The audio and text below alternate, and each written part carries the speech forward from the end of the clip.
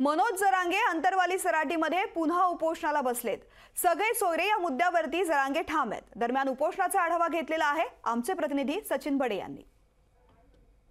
अंतरवाली सराटीमध्ये मनोज जरांगे पाटील पुन्हा एकदा उपोषणाला बसलेले आहेत। अंतरवाली सराटीतील हेच ते व्यासपीठ आहे, ज्या व्यासपीठावर मनोज जरांगे पाटील हे वारंवार उपोषणाला बसतात। सगळे सोयऱ्यांच्या कायद्यासंदर्भात जे आहे ते स्वतः मनोज जरांगे यांनी गांभीर्याने घेऊन सरकारला इशारा दिलेला होता।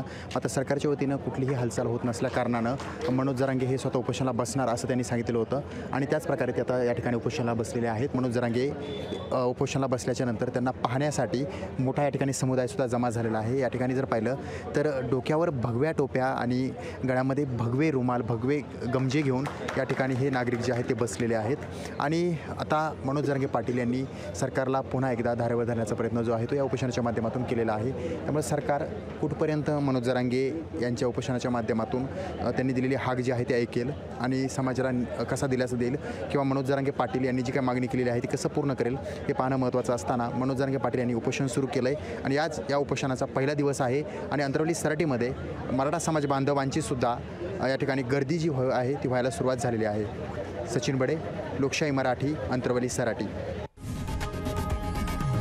लोकशाही मराठी, ऐका, पहा, जागरूक रहा।